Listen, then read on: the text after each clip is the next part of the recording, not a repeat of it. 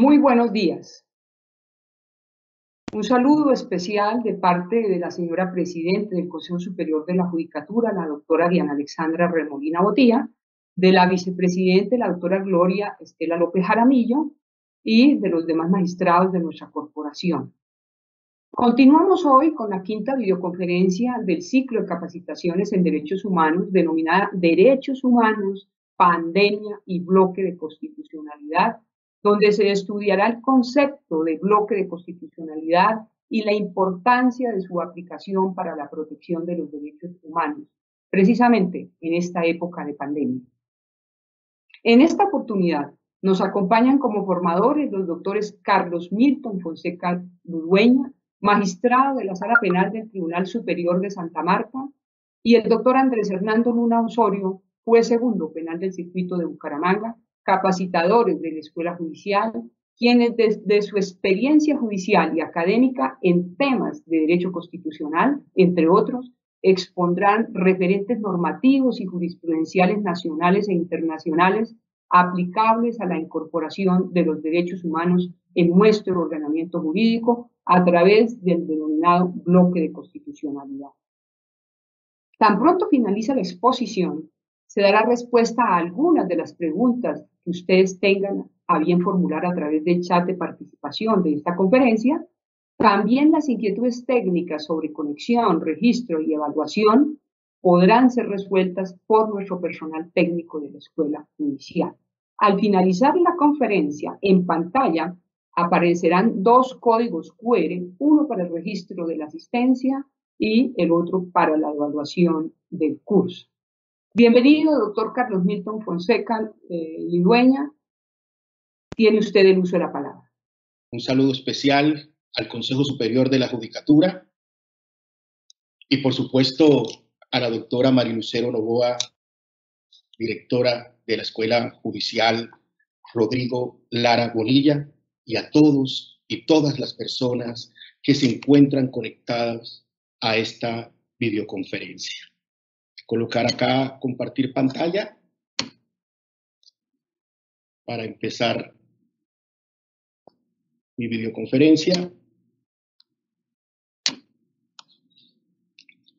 El objetivo general de esta conferencia es promocionar la utilización en la práctica judicial de las normas de los tratados internacionales sobre derechos humanos y la interpretación que los organismos internacionales de protección de estos derechos hacen a través de los diferentes instrumentos internacionales, derechos que se deben respetar y garantizar aún en estado de excepción en virtud del bloque de constitucionalidad.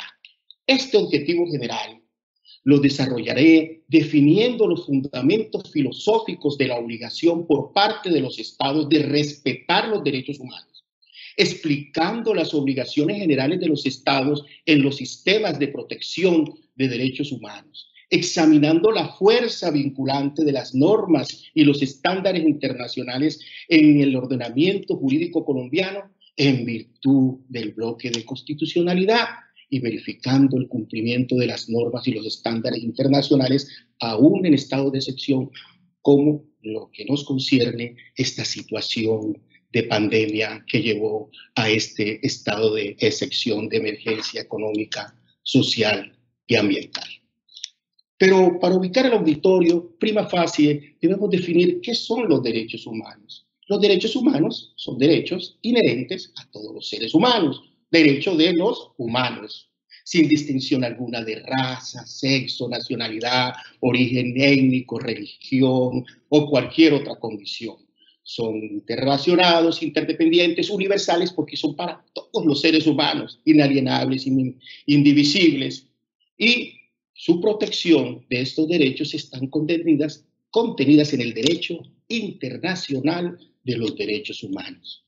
Ahora, el por qué se deben respetar los derechos humanos por parte de los estados y por parte precisamente de nosotros, los agentes estatales. No hay una respuesta o una sola respuesta, existen varias teorías de interpretación. La primera es la teoría justnaturalista o concepción justnaturalista, según la cual, por supuesto, los derechos humanos son aquellos derechos inherentes a la naturaleza humana, propios del ser humano, propios de un principio, de un valor de la dignidad humana. Son principios y valores que son atemporales, ahistóricos y que se puede predicar para todas las personas en cualquier lugar, en todo tiempo. Estos principios o valores prevalecen y permean cualquier ordenamiento jurídico y por lo tanto derogarían cualquier norma anterior que les sea contraria y ninguna norma posterior los podría derogar, de allí su carácter de jus cogens. Y erga omnes, por supuesto, porque deben ser observados, tenidos en cuenta por toda la comunidad internacional en su conjunto. La concepción de justnaturalistas del por qué se deben respetar los derechos humanos, pues se deben respetar los derechos humanos porque están contenidas en normas positivizadas que tienen fuerza vinculante, que son coercitivas. Entonces, se deben respetar porque están en el ordenamiento, en los ordenamientos jurídicos internos, ahora en los ordenamientos jurídicos internacionales, por ejemplo, los tratados internacionales sobre derechos humanos. En cuanto a la concepción histórica, ¿por qué se deben respetar los derechos humanos? Se deben respetar porque son el producto de los movimientos históricos sociales, por la lucha de clases, por los movimientos culturales, por la resistencia a la opresión. Esos principios o valores de la concepción justnaturalista van siendo positivizados y, por supuesto, son productos de aquellos movimientos culturales, sociales, económicos, etc. Ahora, esta obligación de respeto y su sustrato filosófico del por qué se debe respetar se concreta en el derecho internacional de los derechos humanos en tres obligaciones que se encuentran en todos los sistemas, en la mayoría de los sistemas de protección, que tienen carácter, por supuesto, jus cogens y carácter erga omnes, y en el cual para esos tratados internacionales no opera el principio de reciprocidad. En los tratados internacionales, en todos opera el principio de reciprocidad, según el cual si un Estado no cumple, el otro Estado no está obligado a cumplir. Pues tratándose de tratados internacionales sobre derechos humanos, no opera el principio de reciprocidad, porque si un Estado no cumple, no quiere decir que el otro no deba cumplir, porque el destinatario es precisamente el ser humano, son los seres humanos. Entonces encontramos estas obligaciones que de los sistemas de protección, el sistema interamericano, el sistema europeo no contiene el de adecuación, más sí el sistema universal, y por supuesto se encuentran también en la Carta de las Naciones Unidas, como verán ustedes allí, en el artículo 1.1 se encuentra la obligación de respeto y la obligación de garantía, en el 2 la convención, en el 2 la obligación de adecuación, y en el 2.1 y 2.2 se encuentran tanto la obligación de respeto y obligación de garantía y adecuación del Pacto Internacional de los Derechos Civiles y Políticos. Pero vamos a definir en qué consisten cada una de estas obligaciones generales. La obligación de respeto significa que no puede ser, no pueden los funcionarios, los entes estatales violar los derechos humanos ni por acción ni por omisión. Deben respetar los derechos humanos y también los deben respetar si son violados en alguna forma por los particulares y ellos han consentido en que sean violados o han tolerado esa violación o lo han hecho en complicidad con un particular. ¿En qué significa, qué quiere decir la obligación de garantía? No solamente basta con respetar los derechos humanos, sino los estados y los agentes estatales tienen la obligación de garantizarlo a todas las personas, los estados que están bajo su jurisdicción. Esta obligación involucra el deber de los estados de organizar todo el aparato gubernamental y en general todas las estructuras a través de las cuales se manifiesta el ejercicio del poder público de tal manera que sean capaces de asegurar jurídicamente el libre ejercicio de los derechos humanos. ¿Y cómo lo hacen? A través de la protección, a través de la prevención, a través de la investigación, a través del juzgamiento, a través de la sanción, a través de la reparación. Pero tenemos una obligación complementaria a la obligación de garantía y es la obligación de adecuación, que significa que los estados tienen el deber de adecuar su derecho interno a las disposiciones de la Convención para garantizar los derechos en ella reconocidos y adoptar las medidas, cualquier otra medida de otro carácter. O sea, no basta que las leyes sean idóneas, sino que también se requiere que sean efectivas. Esto es, que con esas leyes se consiga el resultado para remover cualquier obstáculo que impida el libre ejercicio de los derechos y libertades ciudadanas. Pero estas obligaciones contenidas en el derecho internacional de los derechos humanos se encuentran, por supuesto, también contenidas en nuestra Constitución por vía de la noción del bloque de constitucionalidad, una noción totalmente jurisprudencial, de creación jurisprudencial. El bloque de constitucionalidad hace referencia al concepto de constitución escrita y referencia al concepto de jerarquía de las normas constitucionales.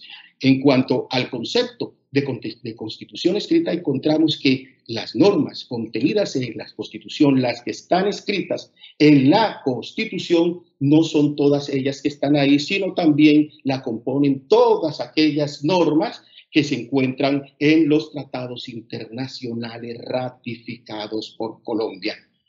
Ahora, el concepto de jerarquía de la Constitución, entendemos que las normas estas de los tratados internacionales sobre derechos humanos tienen simple y llanamente jerarquía constitucional.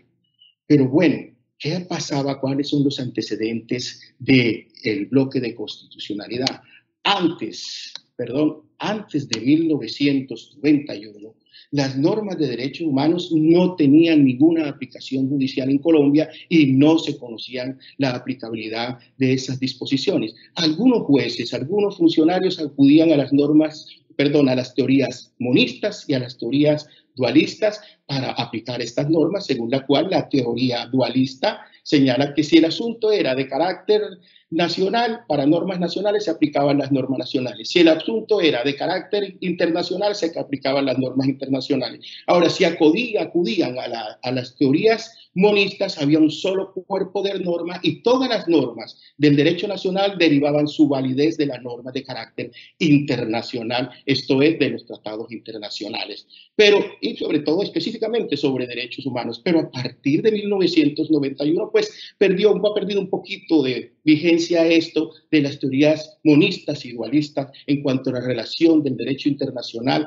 y el derecho interno de los estados, en virtud de la teoría del bloque de constitucionalidad, porque la mayoría de los estados se adhirieron a ese movimiento contemporáneo de incorporar los tratados internacionales sobre derechos humanos en sus constituciones. Entonces los derechos humanos pasaron a ser parte del derecho positivo vinculante y el deber también de los operadores judiciales de tenerlos en cuenta en sus decisiones, ya sean constitucionales, asuntos penales, administrativos, laborales, etc. Pero fue a partir cuando comienza a conocerse bien clara la Constitución o la expresión de bloque de constitucionalidad, porque de 1991 a 1995 la Corte Constitucional simplemente hacía referencia a ellas. Fue a partir de la sentencia 225 de 1995 que revisó la constitucionalidad de la Ley 171 de diciembre de 1994, que aprobó el Protocolo 2 de Ginebra, que trata sobre las normas aplicables a los conflictos armados no internacionales, que complementa el artículo 3º común a los 4 convenios de Ginebra. En esta decisión, la Corte Constitucional se enfrentó a una antinomia constitucional de dos normas constitucionales, a la del artículo 4º y a la del artículo 93, para determinar cuál era el nivel jerárquico de las normas de los tratados internacionales sobre derechos humanos, toda vez que el artículo 4º señala que dentro del ordenamiento jurídico interno prevalecen las normas constitucionales, mientras que el artículo 93 señala que prevalecen las normas de los tratados internacionales sobre derechos humanos que se prohíben su inobservancia aún en su aplicación, aún en los estados de excepción.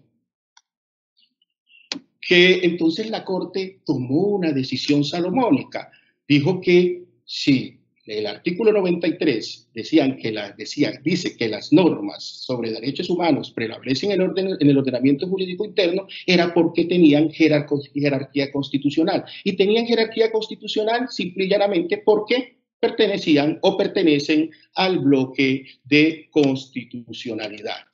Después de 1995 y a partir de 1997, la Corte Constitucional precisó la naturaleza y función del bloque de constitucionalidad y la distinguió que había dos tipos de norma o dos tipos de bloque de constitucionalidad, un bloque en sentido estricto y un bloque en sentido lato. En sentido estricto, que se refería únicamente a las normas que tienen jerarquía constitucional, y en sentido lato incorporó todas esas disposiciones que no tienen rango constitucional, pero representan un parámetro de constitucionalidad para las leyes. Entonces, encontramos que hacen parte del bloque de constitucionalidad en sentido estricto el preámbulo de la Constitución, el articulado constitucional, los tratados de límites ratificados por Colombia, los tratados de derecho internacional humanitario, los tratados ratificados por Colombia que reconocen derechos intangibles, los articulados de los tratados de derechos humanos ratificados por Colombia, e importante, la doctrina elaborada por los tribunales internacionales. Importante porque el artículo 93, en su inciso segundo, señala que las normas constitucionales deben interpretarse conforme a los tratados internacionales sobre derechos humanos. Entonces, el efecto interpretativo siempre juega a favor de un tratado internacional sobre derechos humanos. Es importante tenerlo en cuenta. Además que, dijo la Corte, que hacen parte del bloque de constitucionalidad en sentido lato las leyes estatutarias y las leyes orgánicas. Una creación jurisprudencial, el bloque de constitucionalidad, pero también esta creación se realizó por vía de revisión de las diferentes normas que se encuentran en la Constitución, que remiten a las normas de los tratados internacionales. Como dijimos, el artículo 93, que señala que prevalecen dentro del ordenamiento jurídico interno las normas de derechos humanos que no pueden ser derogadas aún en estado de excepción, y que consagra también que los deberes y los derechos y deberes consagrados en la Constitución tienen un efecto interpretativo hacia los tratados internacionales sobre derechos humanos.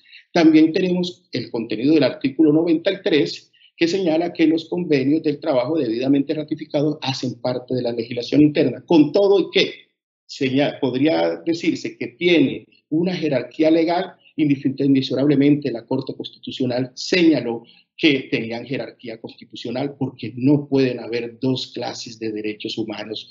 Los derechos del trabajo no pueden ser menos que los más derechos, y por lo tanto la Corte Constitucional terminó diciendo que tenían jerarquía constitucional las normas del trabajo de los convenios de la OIT.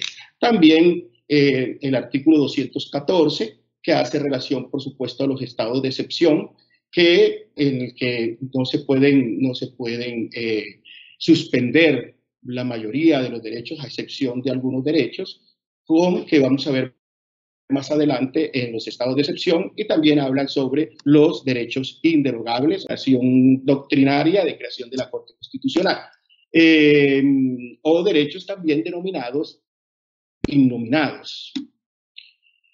Estimados y estimadas,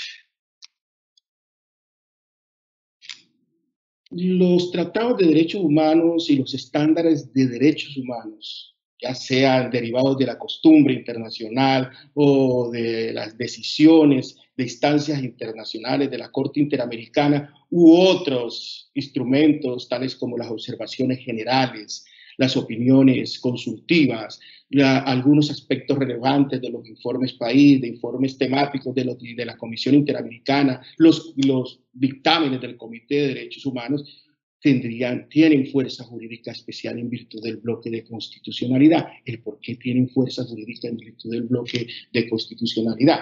Y sobre todo, ¿Qué fuerza jurídica vinculante tiene la interpretación que hacen del derecho internacional, de las normas del derecho internacional de los derechos humanos, las emitidas por la Corte, por ejemplo, por la Corte Interamericana de Derechos Humanos a través de su jurisprudencia? Tres fundamentos. El primero, el principio pacta sunt servanda, según la cual los estados están obligados a respetar o a cumplir con los tratados internacionales de buena fe, con el contenido de los tratados internacionales de buena fe.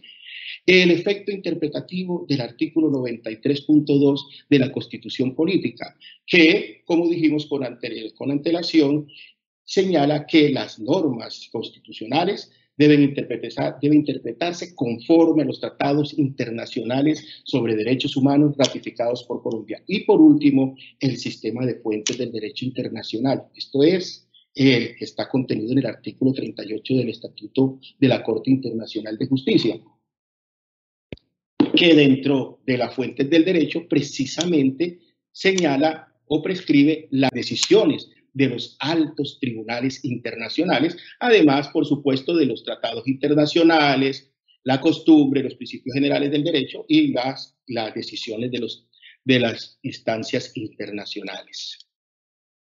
Entonces, estimados y estimadas, en virtud de la integración de los tratados de derechos humanos en la Constitución, ¿qué pasaría ante un eventual conflicto normativo entre uno y el otro? Esto es, entre una norma de la Constitución y una norma de un tratado internacional. Prima facie tendría que interpretarse la norma de la Constitución conforme a las normas de los tratados internacionales, como señala el artículo 93.2. Pero bueno, en rigor, la argumentación más sólida es que deben interpretarse conforme al principio pro persona, conforme al principio pro omni, según la cual los jueces en su interpretación para la aplicación de las normas deben escoger la norma más favorable de acuerdo a los derechos de la persona humana.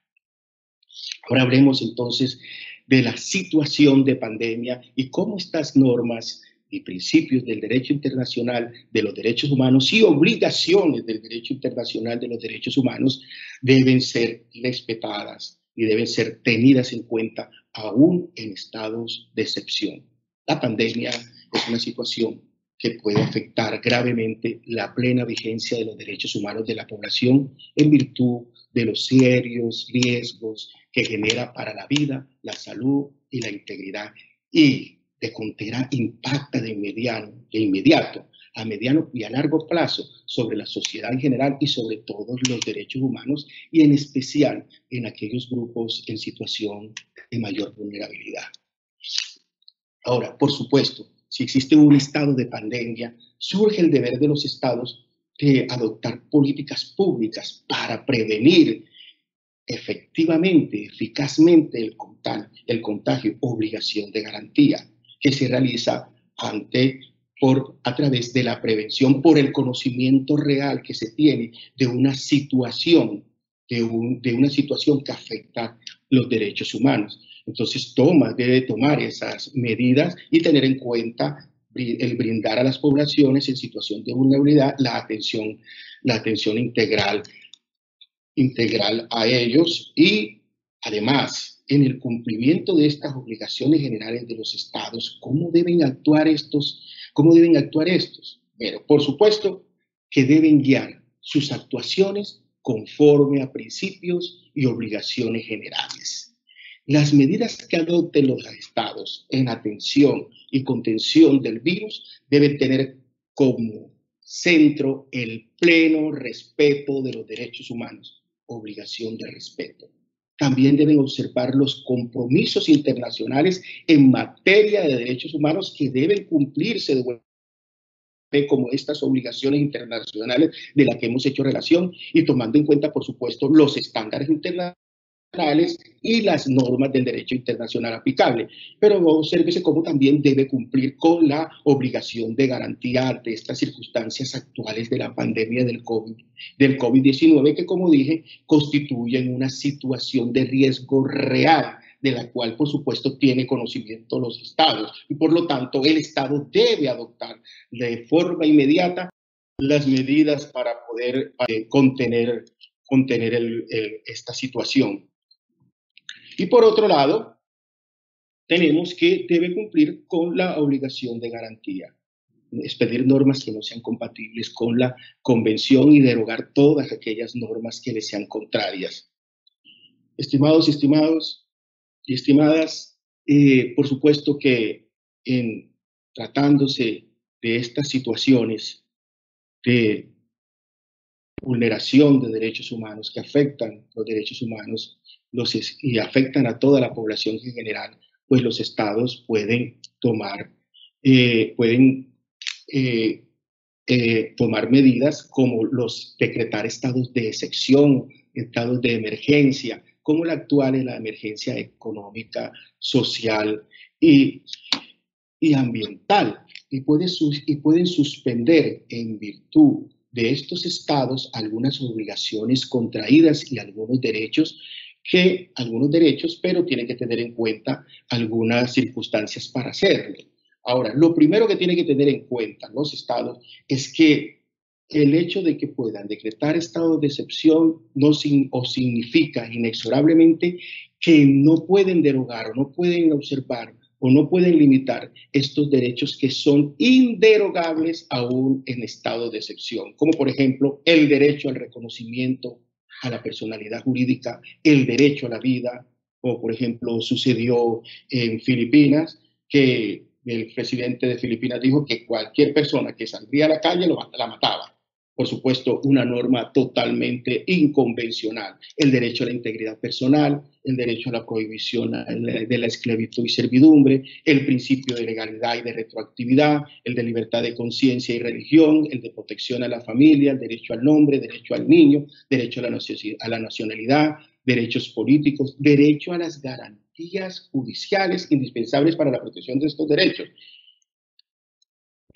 Ahora, y en casos de estado de excepción, ¿cómo deben ser esas medidas que se tomen? Esas medidas, como ahí lo estamos viendo, deben ser urgentes, necesarias, porque hay una situación grave e inminente que constituye una amenaza real a la independencia o seguridad del Estado. Deben ser temporales las medidas, si suspenden algunos derechos y algunas garantías.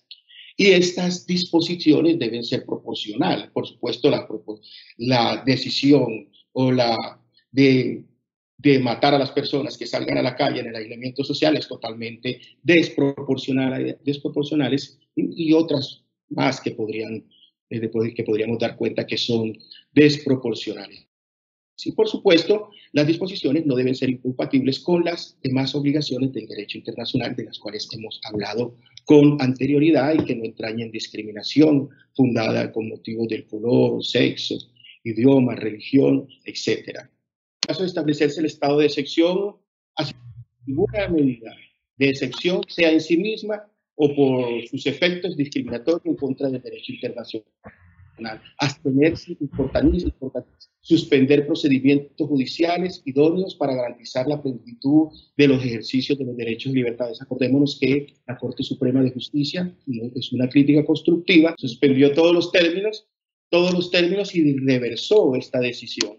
Por supuesto que las garantías no susceptibles de suspensión, como ha pasado aquí en Colombia, la garantía del habeas corpus, establecida en el artículo 7.6 de la Convención, en el artículo 7 también todo lo relacionado con el derecho a la libertad personal, las garantías judiciales, ¿sí? Por supuesto, todo lo que tiene que ver con la acción de amparo o la acción de tutela, que se encuentra contenida en el artículo 25, no se puede suspender la protección judicial, esto es, este recurso sencillo y rápido, o cualquier otro recurso efectivo ante los jueces o tribunales competentes cuando se violen los derechos fundamentales reconocidos por la Constitución, la ley y la Convención. Esa protección judicial de esa acción de amparo debe ser conforme a las garantías judiciales contenidas en el artículo 8 de la Convención. Y también, por supuesto, tenemos esta opinión consultiva 09 del 87 que nos refuerza la idea o el argumento, la afirmación, perdón, más bien la afirmación de que no pueden ser suspendidos los procedimientos judiciales inherentes a las formas democráticas de gobierno previsto en el derecho interno de los estados partes. Y por supuesto, como lo va a abordar el siguiente disertante, el doctor Andrés Luna, considerar los enfoques diferenciados requeridos al momento de adoptar las medidas necesarias para garantizar los derechos de los grupos en situación de especial vulnerabilidad al momento de adoptar las medidas de atención, tratamiento y contención de la pandemia, así para como garantizar los impactos diferenciados de dichas medidas que dichas medidas pueden generar. Conclusiones, estimados, y disculpen los problemas técnicos, los estados, a través de sus agentes, entre ellos los jueces, nosotros los jueces, tenemos la obligación de respetar las normas del derecho internacional de los derechos humanos y adoptar las medidas adecuadas para garantizarlas. Dichas obligaciones hacen parte del derecho internacional de los derechos humanos, el que a su turno hace parte del bloque de constitucionalidad. Por lo tanto, los agentes estatales, entre ellos nosotros, los jueces, debemos tener en cuenta en nuestra praxis judicial la aplicación de las normas de los tratados internacionales sobre derechos humanos y la interpretación que de ella han hecho los organismos internacionales encargados de su aplicación, aún en estados de excepción como el que generó o el que genera, los que ha generado esta situación de pandemia. Muchas gracias. Muchas gracias, doctor Fonseca, por su muy oportuna disertación acerca de este tema tan importante sobre la aplicación del bloque de constitucionalidad. Quería aprovechar la oportunidad para hacerle varias preguntas de las que nos están haciendo a través del chat. La primera, doctor Fonseca, ¿cuál es la fuerza jurídica interna de la interpretación de los tratados internacionales de derechos humanos que realizan los organismos internacionales de protección de derechos humanos? Estimados y estimadas que nos están oyendo, tal como lo señalé con antelación, esa fuerza jurídica deriva primero de del principio pacta sunt servanda, según el cual los tratados internacionales deben ser observados de buena fe, deben ser cumplidos de buena fe por parte de los estados. Segundo, por el artículo 93.2 de la misma Constitución Política, que señala que los tratados internacionales o las normas de los tratados internacionales deben interpretarse las normas constitucionales deben interpretarse conforme a las normas de los tratados internacionales sobre derechos humanos y, por supuesto, conforme a esa interpretación que realizan los organismos internacionales de protección de esos tratados. Y tres, también como lo señalamos, el sistema de fuentes del derecho internacional, dentro del cual están las decisiones de los tribunales internacionales de protección de derechos humanos, además de los tratados internacionales, los principios generales del derecho y la costumbre internacional. Una segunda pregunta, doctor Fonseca. En caso que la Corte Constitucional y un organismo internacional hagan una interpretación de una norma de derechos humanos cuyas posiciones sean contradictorias, ¿cuál interpretación deberá aplicarse? Es un problema bastante complejo en decir cuál interpretación debería aplicarse. Hubo una decisión de la Corte Constitucional relacionada con el derecho a la libertad de expresión y pensamiento, según la cual tuvo en cuenta la norma el artículo 13 de la Convención Americana, que señala que soslaya la veracidad de las afirmaciones, mientras que el artículo 20 de la Constitución Política requiere la veracidad de las afirmaciones. Entonces, la sentencia de la Corte Constitucional dijo que Colombia tenía una particularidad y con todo y que en Argentina se admitió el que los funcionarios, los periodistas, en virtud del derecho a la información, podían lanzar informaciones en contra de los funcionarios públicos y eran inmunes en cuanto al delito de injuria y calumnia aquí en Colombia, y que debían probarse por parte de la persona que se le estaba lanzando esas informaciones estos funcionarios públicos que no tenían conocimiento de que de que eran falsas, aquí en Colombia se debe probar la veracidad de las informaciones, dijo la Corte Constitucional. Entonces, si se trata de una sentencia de la Corte Constitucional unificatoria, una sentencia moduladora, por supuesto los jueces deben observar esa sentencia unificadora. Pero, por supuesto, el Estado en un momento dado podría estar incumpliendo con una obligación internacional de garantizar un derecho, cumpliendo una obligación internacional de garantizar un derecho y por lo tanto estaría incurriendo probablemente en el ilícito internacional por violación de una norma. Pero ahí la problemática también estaría entre la subsunción y entre la ponderación de derechos. Es fácil cuando es la subsunción, pero cuando hay ponderación de derechos la situación se vuelve más compleja porque no se sacrifica un derecho, pero para el caso concreto un derecho prevalece sobre el otro. Última pregunta, doctor Fonseca. Si hay una disposición de la Constitución contraria a la de un tratado internacional de derechos humanos, ¿se considera al tratado como inconstitucional o a la Constitución como inconvencional? Como dije anteriormente, el tratado internacional, siempre, las normas de la Constitución siempre deben respetar el mínimo internacional. Esto es, todas las normas de la Constitución deben estar conforme a los tratados internacionales que contienen un mínimo internacional, pero ambas serían constitucionales. Entonces, serían constitucionales dentro del ordenamiento jurídico interno, pero serían inconvencionales en el ordenamiento jurídico, como sucedió en este caso del que hablamos anteriormente sobre la libertad de expresión y pensamiento. Muchas gracias, doctor Carlos Milton Fonseca, por su intervención. Nuestros magistrados, nuestros jueces son la esencia de la formación judicial, a quienes agradecemos su tiempo por compartir con sus conocimientos esta exposición práctica, muy didáctica, que seguramente va a darnos luces, derroteros para mejorar la aplicación del bloque de constitucionalidad en la gestión cotidiana de nuestros funcionarios judiciales. Quiero darle paso al doctor Andrés Hernando Luna Osorio, que nos acompaña también. Él es juez segundo penal del circuito de Bucaramanga, asiduo formador de la Escuela Judicial, quien nos va hoy a acompañar con las explicaciones sobre el bloque de constitucionalidad en la especialidad penal y estándares de derechos humanos a los grupos vulnerables en tiempos de pandemia. Bienvenido, doctor Luna Osorio. Muchas gracias, doctora. Muy amables. Gracias.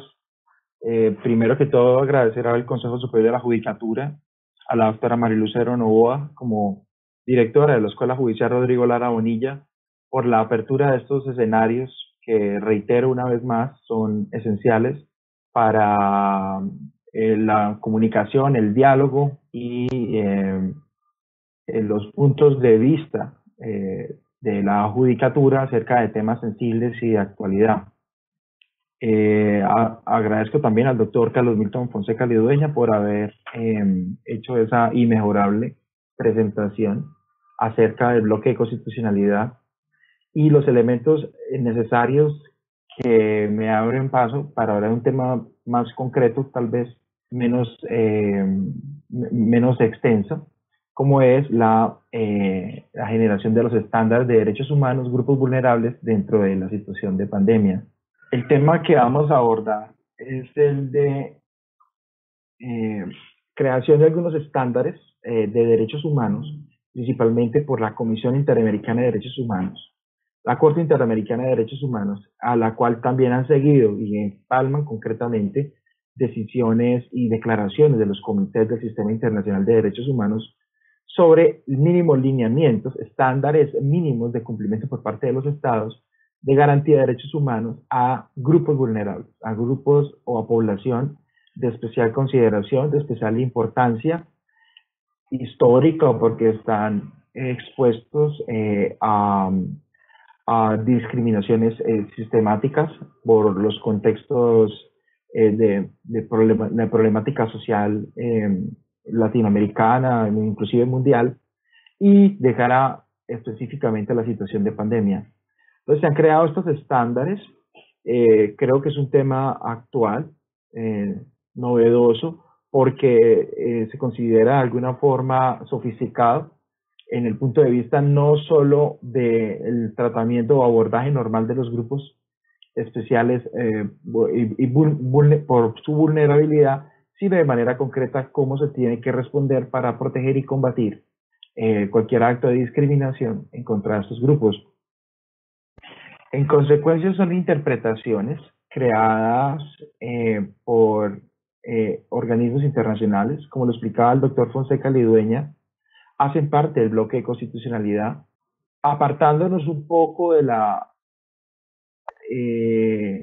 algunas veces cerrada o restrictiva diferenciación entre el bloque de constitucionalidad estricto sensu y lato sensu. No podemos dudar que interpretaciones de organismos internacionales tienen una importancia capital para la resolución de problemas concretos en los cuales los estados, concretamente el colombiano, no tiene una respuesta concreta. En consecuencia, se vuelve no solo un criterio de interpretación válido o razonable, sino el único o tal vez la mejor manera de cómo el Estado debe abordar la resolución de determinados conflictos.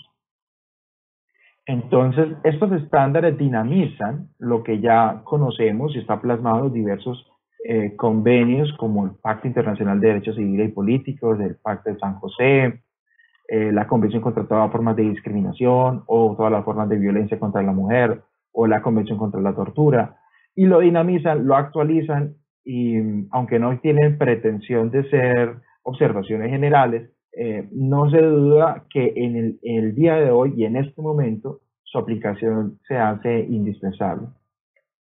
Entonces, ¿qué vamos a abordar? Vamos a abordar el tema de que se considera población vulnerable y específicamente 9 grupos o 9 segmentos de personas que van a ser objeto de protección. Primero, entonces, tenemos la población vulnerable. ¿Qué se entiende por población vulnerable? Pues son grupos de personas que tienen ciertos aspectos en común y que han sido históricamente discriminadas, relegadas o de alguna forma han tenido inconvenientes o limitaciones, obstáculos más bien, en la realización de sus derechos en igualdad a cualquier otro grupo hegemónico. Entonces, dentro de esas reglas tenemos que se deben considerar estos enfoques diferenciados para garantizar los derechos de estos grupos. Los derechos económicos, sociales y culturales y ambientales deben ser garantizados de manera especial a estos grupos porque son afectados de manera desproporcional. Todos los estados deben adoptar con carácter urgente medidas especiales y específicas a estos grupos que históricamente han sido discriminados o, si bien no tienen un trasegar histórico, por ejemplo, como la discriminación racial, por poner un ejemplo, o la discriminación o en contra de la mujer, sí actualmente tienen desventajas estructurales, como es el caso de las personas en situación de discapacidad o la realización plena de derechos por parte de la población LGTBI. Los grupos entonces serían 9, serían personas mayores, es decir, personas de la tercera edad, personas privadas de la libertad, mujeres que vivan o se encuentren inmersos dentro de un contexto de violencia, población indígena, específicamente por su cosmovisión o cosmogonía diferenciada, personas en situación de movilidad humana, como pueden ser los desplazamientos forzados, los refugiados, personas solicitando asilo, inclusive las víctimas de trata de personas, niños, niñas y adolescentes que por su interés superior deben protegerse dichos derechos, personas LGTBI, en particular, especialmente las personas trans o transexuales, personas afrodescendientes, comunidades tribales y personas con discapacidad. Vamos a empezar entonces con los estándares generados para personas mayores. Se recomienda prioritariamente incluirlo en programas de respuesta de pandemia, es decir, por encima de cualquier otra clase de población. Adoptar medidas para prevenir contagio en quienes se encuentren en residencias de larga estancia, en hospitales, en reclusorios, personas en situación de pobreza extrema, de calle, de abandono, en discapacidad, adoptando ayudas humanitarias para las personas de edad. Reforzar medidas de monitoreo y vigilancia contra la violencia intrafamiliar en la cual están especialmente expuestos por el riesgo de debilidad, que se creen o se supervisen protocolos médicos sin discriminación, prestando atención a personas con enfermedades que requieren atención regular. Y estas enfermedades no necesariamente enfermedades físicas, sino enfermedades mentales, las cuales en este momento pues pueden incrementarse no solo por la falta de tratamiento de medicamentos, sino por el respectivo contexto de aislamiento.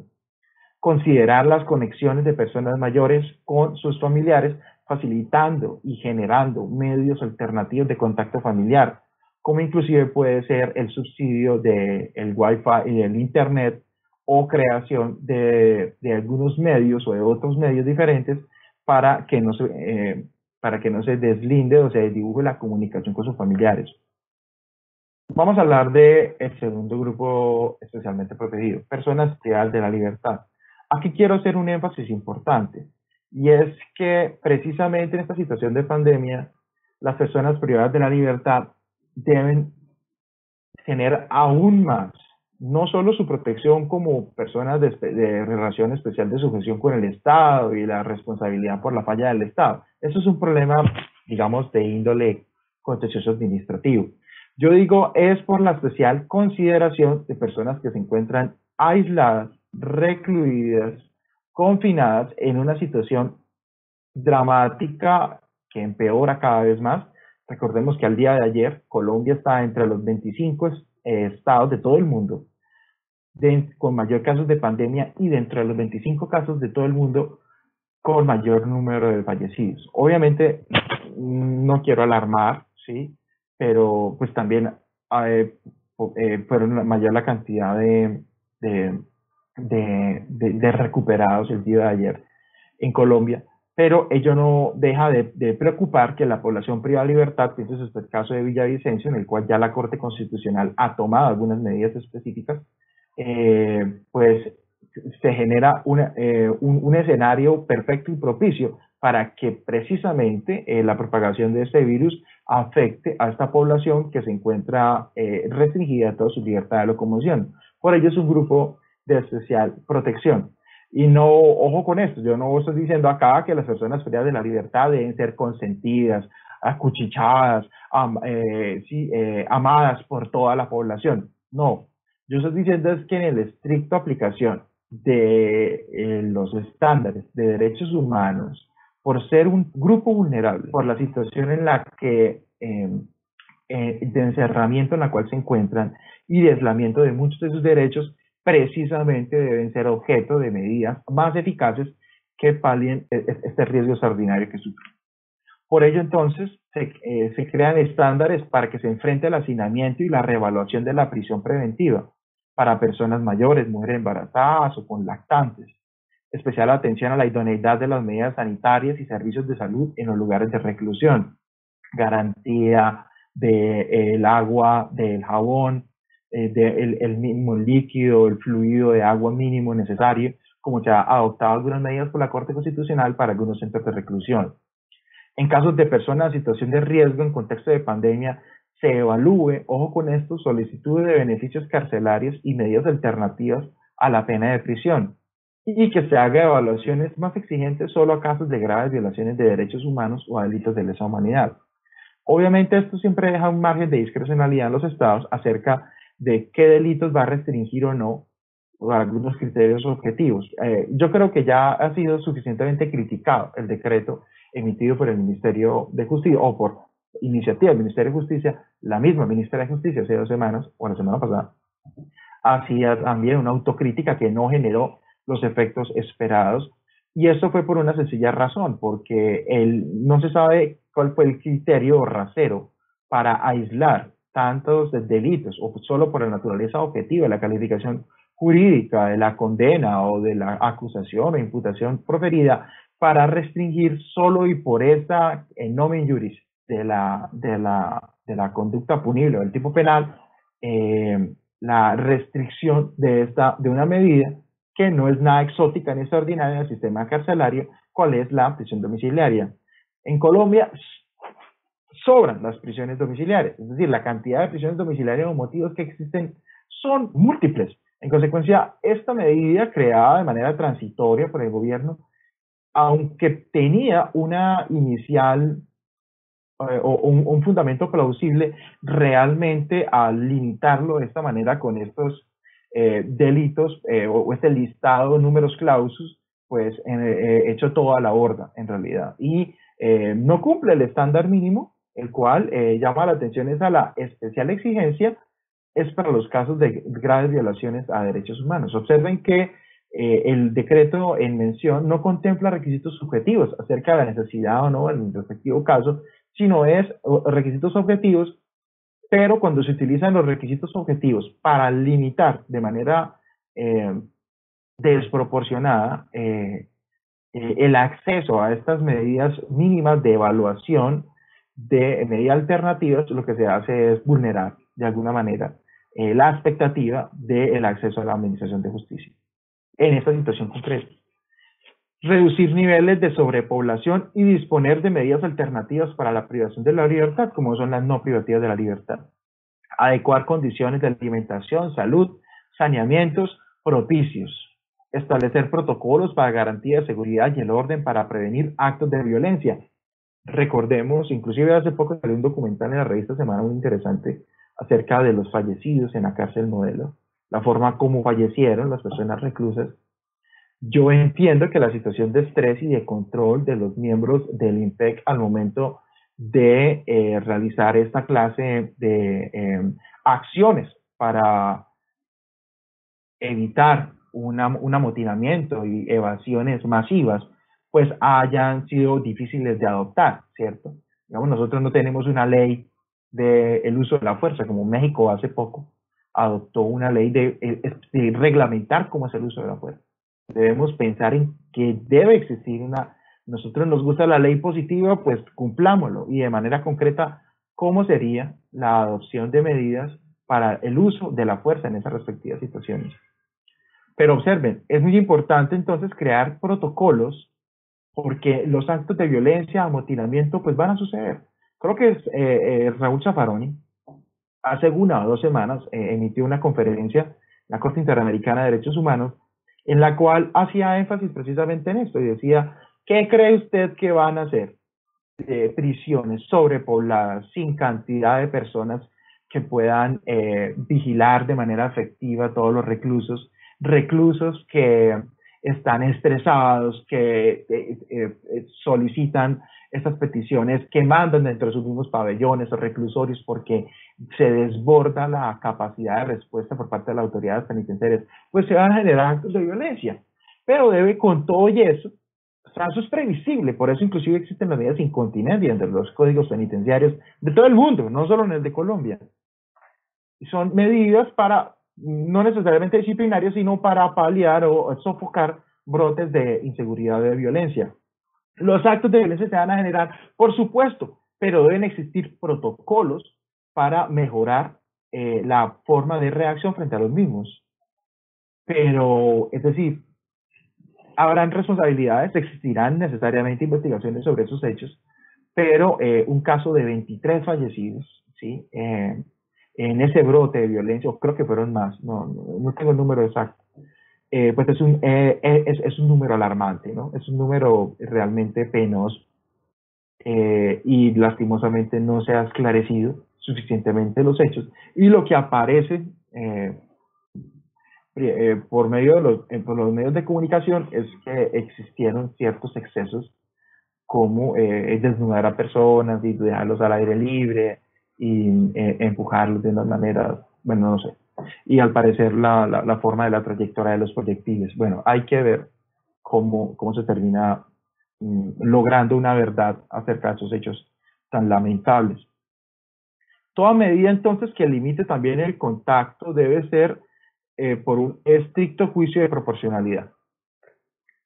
Debe evaluarse urgentemente la identificación de personas que corren mayor riesgo en consideración a todos los grupos vulnerables. Aplicar regímenes de puesta en libertad anticipada, provisional o temporal de detenidos en caso en que sea seguro hacerlo. Yo en el caso colombiano sugeriría que al momento de estudiar algunos requisitos subjetivos, como pueden ser, no sé, en permiso de 72 horas, una libertad condicional, pues trate de ser lo más generoso posible de cara realmente a una ponderación en el caso concreto. ¿Sí? Examinen todos los casos de detención para determinar si esto es estrictamente necesario y si amplíe el uso de la libertad bajo fianza, lo que nosotros conocemos como medida no privativa de la libertad, consistente en la imposición de una caución, salvo los más graves. Que se respeten los requisitos mínimos de la práctica diaria del ejercicio al aire libre. Yo no me imagino una persona privada de la libertad como el ejercicio al aire libre o el esparcimiento se pueda limitar de esa manera. Cuando los regímenes de visita se restrinjan, deben crearse métodos alternativos compensatorios, como utilización del Internet, el correo electrónico. Yo sé que existen muy buenas formas de los directores de los establecimientos penitenciarios, principalmente aquellos que no tienen tanta sobrepoblación, de facilitar a las audiencias virtuales. Hoy día es tan fácil por medio de los diferentes aplicaciones y medios de información de la familia con las personas privadas de la libertad. Eso realmente en este momento debería maximizarse. Claro, el problema es de índole tecnológico y presupuestal. No hay suficientes salas virtuales para hacer audiencias virtuales con personas privadas de la libertad. Ahora sí, salas en otros horarios o en otros lugares diferentes y los medios tecnológicos adecuados, amén de los guardias y las seguridades respectivas para hacer esta clase de contactos, pero necesariamente tiene que facilitarse precisamente en esta situación para que se mantenga contacto no solo con sus familias, sino también con el mundo exterior y se sepa o se conozca cuál es la situación actual del mundo y las repercusiones de la pandemia. Siempre que sea posible o proporcionar atención médica, pero por fuera del reclusorio, siempre que ello sea posible. No para tratamientos, no sé, estéticos, ¿sí? No sé, poner perspectorales o alguna cosa así. No, digo, es en tratamientos especializados, específicos. Apoyo psicológico apropiado a los detenidos. Tercer grupo, mujeres en situación de violencia. Es un grupo especialmente protegido y se crean reglas muy concretas para la situación específica.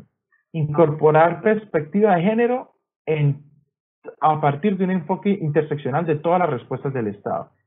Entonces, siempre se tiene que garantizar la participación de la mujer en toma de decisiones generales e importantes en lo que tiene que ver con la pandemia.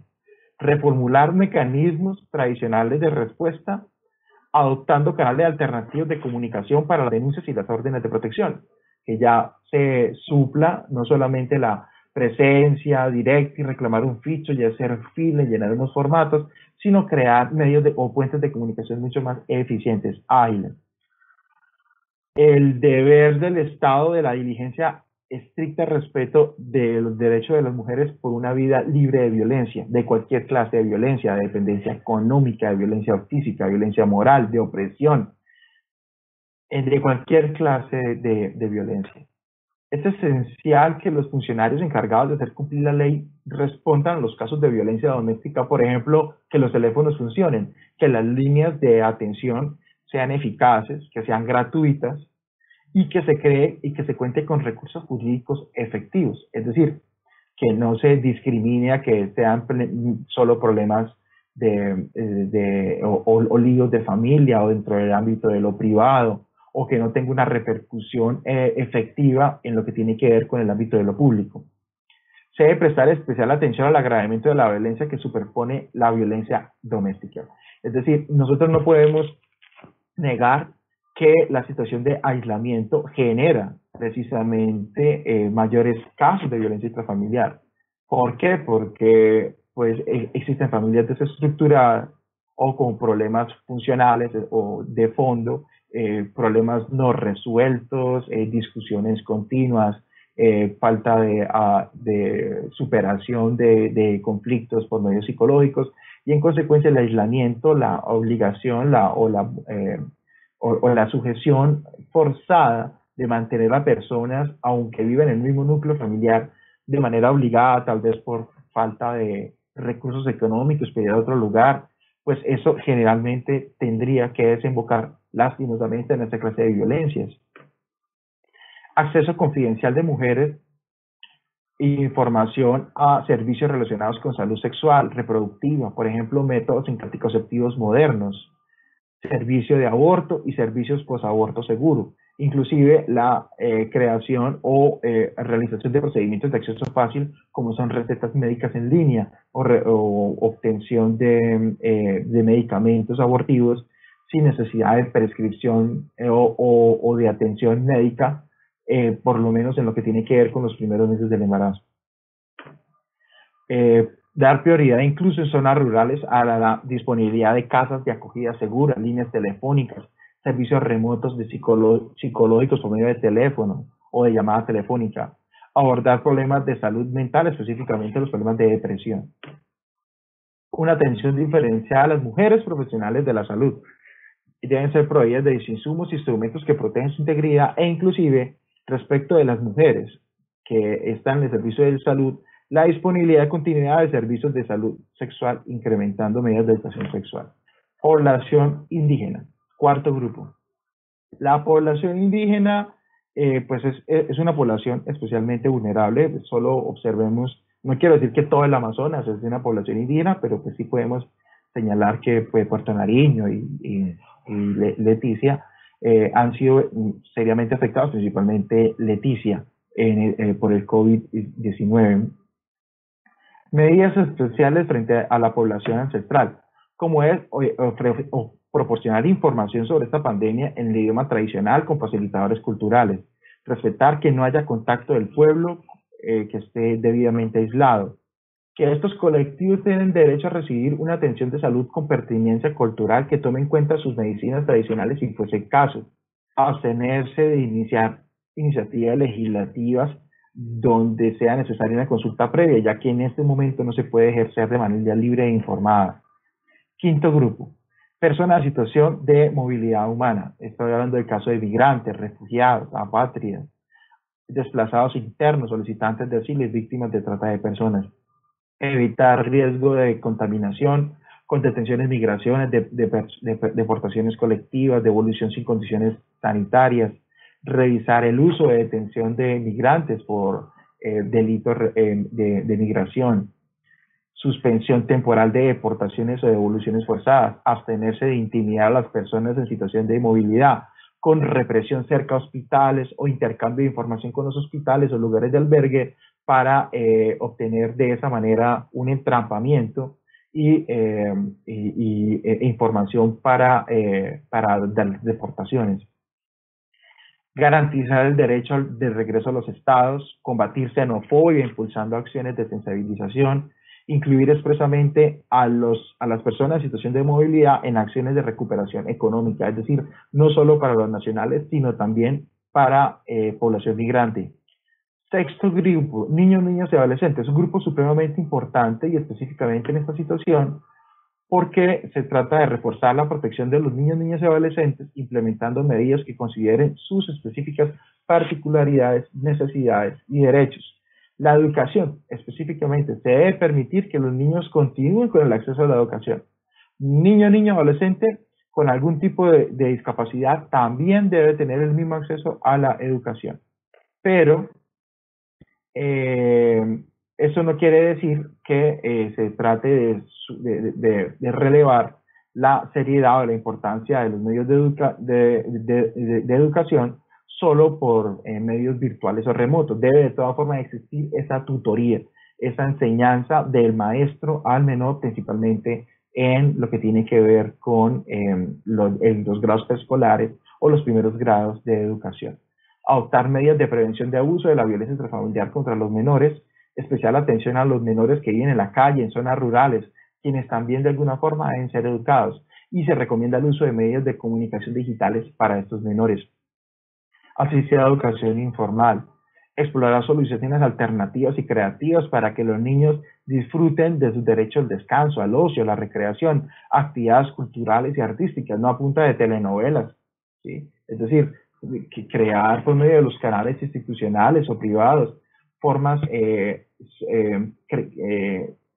creativas e imaginarias, de manera que los menores puedan desarrollar sus habilidades.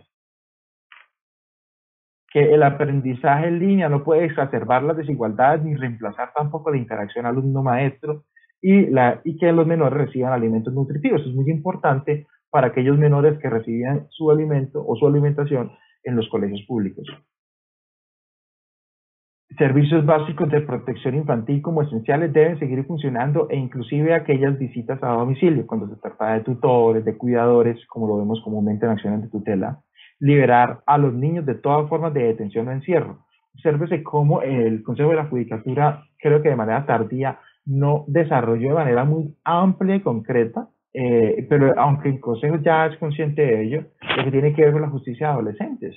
Es decir, estábamos pensando en personas privadas de libertad de adultos, ¿sí? Pero los niños, que, bueno, no se les llama prisión, no, pero sí es una forma de detención o encierro, o de privación de la libertad, tiene un nombre específico dentro del sistema de responsabilidad de adolescentes. En ese momento se me escapa, perdón, pero se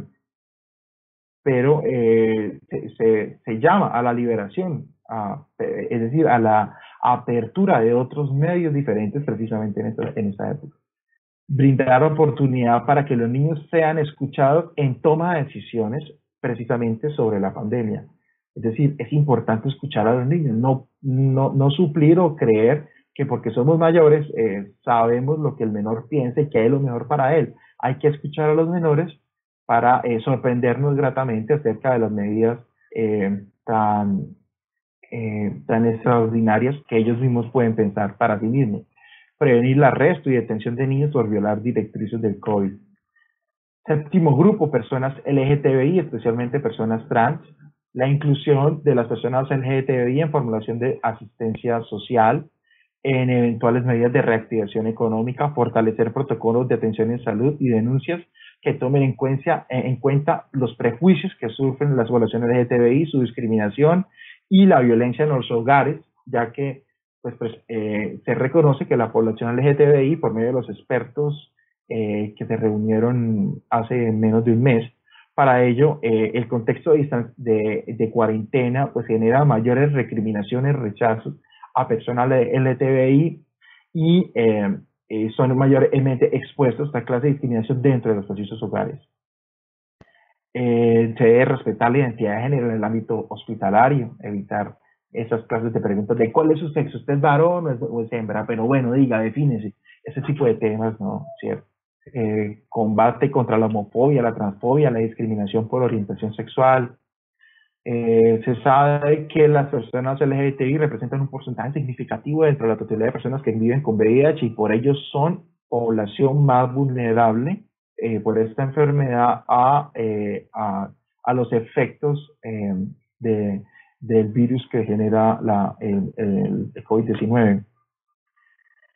La existencia de leyes de criminalización hace que las personas LGTBI sean más vulnerables a los abusos de la policía, a los arrestos y detenciones arbitrarias en los toques de queda. Octavo grupo, personas afrodescendientes. Se crean algunos estándares como prevenir el uso excesivo de la fuerza, basado en origen étnico, ración, en patrones de perfilamiento racial. Se hace una alerta para combatir toda clase de xenofobia, racismo, forma de discriminación. No se puede tolerar ni siquiera en este estado de conmoción, de excitación, de efervescencia, en el cual existen ánimos caldados, que apologías del odio nacional, racial, religioso, debe estar absolutamente proscrito toda forma de hostilidad o violencia. No hay cabida de ninguna forma de racismo ni xenofobia, ni inculpar a pueblos que se desplacen de un lugar a otro o porque viven en situación de habitabilidad en la calle, generar rechazos, segregaciones o culpabilidades. Se debe implementar medidas de apoyo, bonos, subsidios a las personas afrodescendientes, comunidades tribales en situación de pobreza extrema, incluir en los registros estadísticos datos segregados por origen étnico, género, edad, discapacidad, incorporar siempre un enfoque intracultural. Y por último, están las personas con discapacidad o personas que sufren una respectiva discapacidad. Sea asegurar una atención preferencial a esta clase de población, la participación de las personas con discapacidad en diseño, implementación y monitoreo de medidas frente al COVID-19, es decir, escuchar de qué manera las formas de atención de salud, de preparación, de alivio, van a tener una respuesta frente a ellos. Ajustar los entornos físicos para la atención médica, lo mismo de privación de la libertad, para que sean de manera igualitaria o idéntica al aislamiento social, al lavado frecuente de manos, por ejemplo. Ajustes razonables para ejercer sus derechos en el contexto de las medidas de contención. Informar en formatos accesibles la evolución, prevención y tratamiento de la enfermedad COVID-19. Que los servicios de salud tengan la misma variedad, calidad y nivel que las de cualquier otra persona. Y debe continuarse el cuidado domiciliario, asistencia personal, rehabilitación cuando sea necesario y no debe descontinuarse. Bueno, pues esa es la exposición que quería señalarle. Pues traté de abarcar la mayor cantidad de estándares creados para generar un panorama completo. Disculpen si no fui muy profundo en cada uno de los mismos, el tema no lo permite y pues también quería hacerlo más ágil de esta manera. Creo que la conclusión es una, y la conclusión es que dentro de los grupos especiales o especialmente protegidos o vulnerables deben crearse medidas concretas y específicas, estándares mínimos de protección, y no solo es el legislativo, el ejecutivo quienes tienen que cumplirlo, sino también los jueces dentro de sus propias decisiones y actos hacer efectivo esta clase de estándares internacionales de derechos humanos, específicamente en esta situación de pandemia. Muchas gracias, muy amables. A usted, apreciado doctor Andrés Hernando Luna, muchas gracias por esta disertación que nos da luces, nos da derroteros para aplicar el bloque de constitucionalidad en especialidad penal en esta época de pandemia que urge el respeto de los derechos humanos. 3 preguntas que queremos hacerle, doctor Luna, y la primera de ella es: ¿cree usted que actualmente los jueces y magistrados colombianos han acogido en sus decisiones el uso del bloque de constitucionalidad? Gracias por la pregunta. Sí, claro. Lo explicaba el doctor Fonseca tal vez en los años 90 y antes del año 95, los convenios internacionales, los postulados, las decisiones internacionales de entidades internacionales, lo que se denomina soft law, era casi que piezas de museo en el cual pues no se generaba una adopción directa, una aplicación específica, alegando la falta de reglamentación o de incorporación, no solo en vigor internacional, sino también en vigor interno, no solo con su ratificación, sino por medio de su desarrollo en medio de una ley ordinaria y su desarrollo por medio de decretos. Y en consecuencia se pretendía como postulados bonitos, tal vez que sonaban muy lindos, generales, pero que no tenían ningún efecto de manera concreta. Bueno, esto ha cambiado. Todos los jueces en todas las jurisdicciones, no solo en la penal, en la laboral, en la administrativa, en la civil inclusive, necesariamente en todas sus decisiones parten del bloque de constitucionalidad para fundamentar y estructurar las decisiones. Criticables, como todas las decisiones en derecho, ¿cierto? No todas son perfectas, ni tienen un nivel de refinación absoluto, o tal vez la pretensión de la persona que accede a la justicia no fue satisfecha, el nivel que lo deseaba. Pero sí es una realidad que el bloque de constitucionalidad ya no es un aspecto ajeno a la actividad jurisdiccional. Gracias, doctor. Una segunda pregunta. En la especialidad penal, ¿qué importancia ha tenido el uso del bloque de constitucionalidad? Gracias por la pregunta. Capital importancia. Hoy día no podemos contemplar el desarrollo de las medidas de aseguramiento, la prisión preventiva, sin una lectura de los tratados internacionales, de la Convención Americana de Derechos Humanos, del Pacto Internacional de Derechos Civiles y Políticos. Ello solo fue y ha nacido, y el desarrollo de varias leyes a este respecto, es por una lectura, tanto por el legislador como por los jueces, del bloque de constitucionalidad. Es decir, de la lectura del plazo razonable, de las observaciones generales acerca de cómo se considera que es el plazo razonable, y necesariamente ha sido por medio de la aplicación directa a los jueces. Pues lo que se considera hoy también muy importante, como es el derecho a la doble conformidad, pues ha sido una interpretación del Pacto Internacional de Derechos Civiles y Políticos. Y no ha sido solamente la Corte Constitucional, la que si bien empezó y ha generado una mayor línea al respecto, han sido también en sede penal, la Corte Suprema de Justicia, varios tribunales de Colombia y también los jueces, no solo de garantía, sino los jueces de conocimiento, inclusive los mismos jueces de ejecución de penas y medidas de seguridad, quienes han aplicado, no solo en los tipos penales, sino en interpretaciones procesales o probatorias, estándares creados dentro de los respectivos instrumentos internacionales para su aplicación. Última pregunta, doctor. ¿Por qué considera usted que con ocasión de la pandemia es indispensable contemplar en las decisiones judiciales el uso del bloque de constitucionalidad sin mayores restricciones o limitaciones? Gracias. Pues esa pregunta es muy importante y pues digamos fue casi que el final de la exposición. Claro, es que precisamente los estándares de derechos humanos tienen su mayor uso en situaciones extraordinarias o situaciones límite, como es la que actualmente estamos viendo. Una situación sin par hace 100 años, ¿cierto? Hace 100 años fue la gripe española y ahora estamos hablando de la pandemia del COVID-19 o SARS-CoV-19.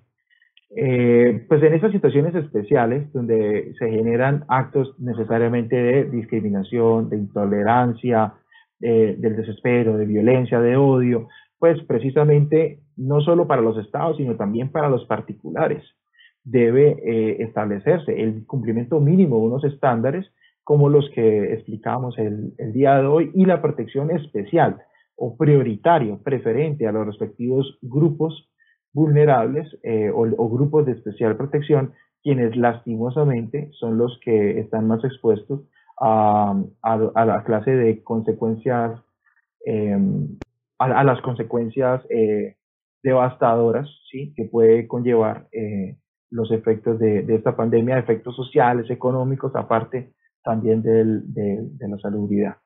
Entonces, pues considero que precisamente son críticos y son indispensables para su uso el día de hoy, en la hora de ahora. Gracias. Muchas gracias a usted, doctor, por colaborarnos, por esta tan importante capacitación sobre la importancia de la aplicación del bloque de constitucionalidad en las decisiones judiciales en esta época de crisis, en esta época de pandemia.